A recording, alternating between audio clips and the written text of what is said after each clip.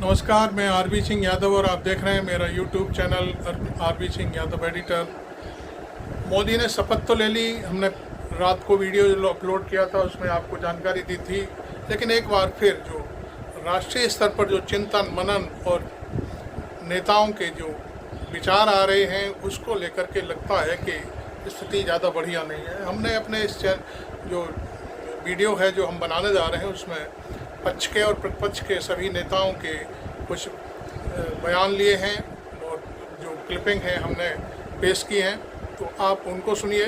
लेकिन पहले मेरे चैनल को सब्सक्राइब ज़रूर करें, और सब्सक्राइब करने से आपको कोई हानि नहीं होती, पैसा भी नहीं देना पड़ता। लेकिन जब एक सब्सक्रिप्शन या 2 सब्सक्रिप्शन हमको मिलते हैं, उससे हमें बहुत ही मज़ा आता है और अच्छा लगता है कि दर्शक हमारी पत्रकारिता को फील कर रहे हैं या कहना चाहिए पसंद करते हैं और हमें सुनते भी हैं। तो कुल मिलाकर के आज हम आपके सामने एक पहले जो नेताओं के जो पक्ष और प्रतिपक्ष के नेताओं के विचार हैं वो आपको सुनवाते हैं। तो पहले वो सुनिए आप।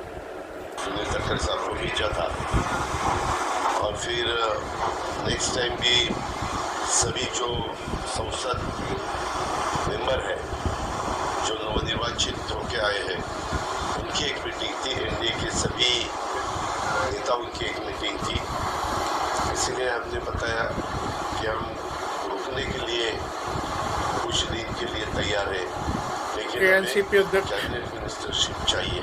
अजीत पवार बोल रहे हैं। यही कहा कि भाई प्रफुल्ल पटेल को सुनिए। ये आपने जो ऑफर दी है, हमें खुशी है कि आपने हमको एक सूचना भेजी, लेकिन मेरे लिए थोड़ा ये कठिन है कि हम ये पोस्ट को हम पूर्वी में मैं कैबिनेट मंत्री रहे कारण मैं नहीं स्वीकार कर सकता।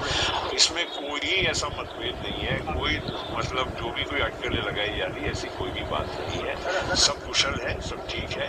हर वक्त कहता था कि बीजेपी के पास जो भी लोक नेता जाता है उसकी ताकत कम कर दी जाती है, और अजीत दादा की ताकत वैसे कम करते करते अभी जो है लोगों ने तो लोकसभा में दिखा दिया है। तो सबसे स्मार्ट बंदा अजीत दादा के पास कौन है, तो वो प्रफुल्ल पटेल है। साहब के साथ रहते हुए मंत्री पद लिया, लोगों से हारा, साहब ने राज्यसभा दिया, मंत्री पद दिया, जो भी उनका अच्छा हुआ वो अच्छा करके लिया। अभी दादा के साथ जाने के बाद वापस उन्होंने ईडी ने जो कार्रवाई किया था वो भी निकाल दी था। अब एनसीपी की हालत तो बहुत बुरी हो गई है, हमें बड़ा दुख लगता है।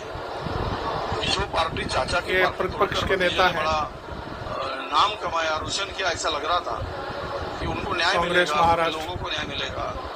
अब एक सीट पे क्या देंगे, देने वाला भी क्या देगा और लेने वाला भी क्या लेगा। ये कैबिनेट मांग रहे थे, उन्होंने स्टेट मिनिस्टर देने की बात की, जो मिला वो खाओ, नहीं तो भूखे रह जाओ। यही परिस्थिति उनकी है। बड़ा दुख लगता है हमको, उनकी परिस्थिति, उनकी पार्टी की परिस्थिति देखते हुए हमें ज्यादा दर्द होता है। उन बेचारों को क्या होगा ये आज नहीं बताएंगे, कुछ दिन के बाद बताएंगे। वो जो जिस तरीके से जोड़ अजय राय हैं, उत्तर प्रदेश जो सरकार कांग्रेस के अध्यक्ष, वो सरकार तो स्पष्ट बहुमत की थी। इस बार जोड़ तोड़ की सरकार बना रहे हैं। टीडीपी से अलग इन्होंने लिया समर्थन, जेडीयू से अलग लिया, अन्य दलों से। तो मैं समझता हूँ कि जोड़ तोड़ के प्रधानमंत्री बन रहे हैं। पर जो चीजें इन्होंने पिछले 2 कार्य समय किया है, मुझे लगता है कि निश्चित उस तरह की चीजें आगे जो इनकी जो इस तरीके से काम करने की सोच है, मुझे लगता है कि वो नहीं कर पाएंगे। सरकार बन गई है, ये देश का शिवराज सिंह चौहान। प्रधानमंत्री श्रीमान नरेंद्र मोदी जी तीसरी बार प्रधानमंत्री बने हैं लगातार, और उनके नेतृत्व में भारत नई ऊंचाइयों को छुएगा। हम जैसे कार्यकर्ता जो देश की सेवा के लिए राजनीति करते हैं, अपना सौभाग्य मानते हैं कि अपने महान राष्ट्र की सेवा का अवसर हमें मिला है। तो आपने सुना ये विपक्ष के नेताओं का पूरा जो बयानबाजी थी, वो हमने शिवराज चौहान को भी सुनवाया आपको, और एनसीपी के अध्यक्ष हैं उनको भी सुनवाया, प्रफुल्ल पटेल को भी सुनवाया। तो इसके बाद अब मैं महाराष्ट्र की राजनीति पर आता हूँ। महाराष्ट्र में इस समय भारी उठापटक चल रही है। आज एनसीपी पुरानी और नई दोनों का स्थापना दिवस चल रहा है। शरद पवार भी अपना कार्यक्रम कर रहे हैं और अजीत दादा भी अपना कार्यक्रम कर रहे हैं। अब सवाल उठता है कि आखिरकार ये जो विरोध की लहर है ये किधर जाएगी। तो मैं आपको बता दूं कि अभी तक जो मेरे को ठोस सूचनाएं मिल रही हैं वो ये हैं कि 20 के आसपास 17 या 20 के आसपास जो सांसद हैं एनसीपी के, अजीत दादा गुट के, जो एनसीपी छोड़ करके गए थे वो वापसी चाह रहे हैं और शरद पवार के साथ आना चाहते हैं। क्योंकि उनको ये पता चल गया है कि शरद पवार का साथ छोड़ने के बावजूद भी शरद पवार की पार्टी को जो नई पार्टी बनाई उसको 8 सांसद मिले हैं, जबकि वो उनको अजीत दादा ये समझते थे कि इनकी राजनीति ख़त्म हो गई है। ऐसा नहीं है। अब मैं आपको बता दूं कि महाराष्ट्र में आचार संहिता लगने में अभी 3 या 3.5 महीने का वक्त है। उससे पहले हर विधायक चाहता है कि उसकी सीट कंफर्म हो जाए और हरी झंडी मिल जाए तो शरद पवार के साथ आ सकते हैं। शरद पवार आज अपना स्थापना दिवस भी मना रहे हैं नई पार्टी का, लेकिन उनको ये भी तय करना है कि जो 17-18 सांसद हैं जो वापसी चाहते हैं उनके साथ आने के लिए, उनके बारे में क्या डिसीजन लिया जाए। तो अभी मैं समझता हूँ पूरी पार्टी इस बात पर क्या सोचती है क्या नहीं सोचती है, ये बातें सामने बैठक में निकल के आएंगी।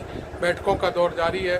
वैसे मेरे को जो सूचना मिली है शरद पवार की तरफ से ये कहा गया है कि पार्टी की तरफ से कहा गया है कि जो भगोड़े नेता हैं उनको वापस नहीं लिया जाए, क्योंकि शरद पवार ने जिन सांसदों को टिकट दिया था उनमें 8 के स्थान पर 6 नए चेहरे थे और 2 पार्टी के पूर्व सांसद थे। तो अब आप ये देखिए कि यदि नए चेहरों को मौका दिया गया तो उनमें से 6 सांसद शरद पवार खेमे के जीत के आए। ये बहुत बड़ी उपलब्धि है उनके लिए। इसलिए मैं समझता हूँ कि जो विधायक आने की तैयारी कर रहे हैं, ताक झांक कर रहे हैं, उनको शायद ही शरद पवार के साथ आने के लिए मौका मिलेगा। क्योंकि अब शरद पवार ने जो अपनी रणनीति बनाई है वो ये है कि पार्टी के नए चेहरे, जो नए लोग हैं, नए कार्यकर्ता हैं, जो वर्षों से दशकों से उनके साथ जुड़े हुए हैं, उनको मौका दिया जाना चाहिए।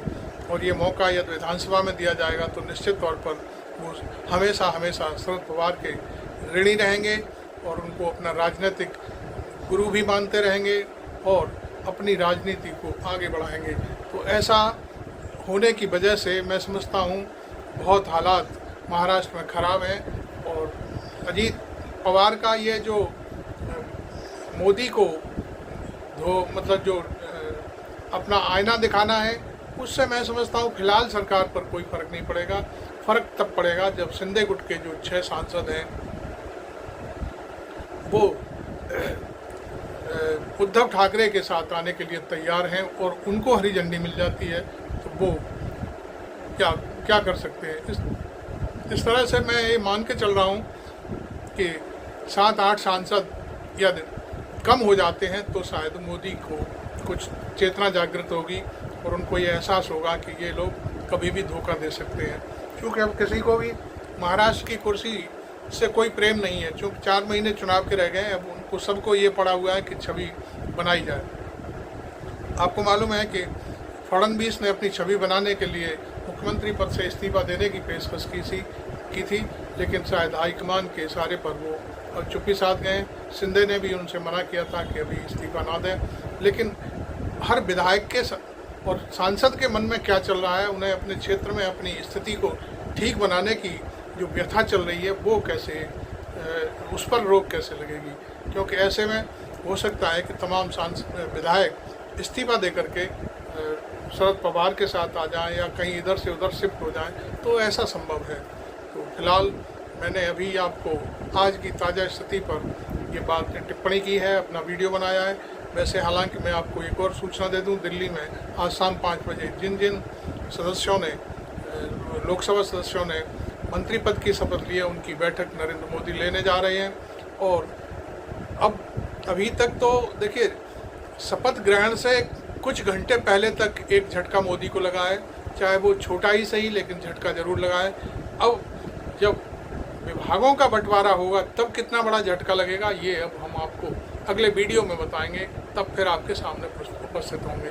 तब तक के लिए आप मेरे चैनल को सब्सक्राइब करके इसको वायरल करिए, लोगों तक दिखाइए, अपने लोगों को के पास भेजिए।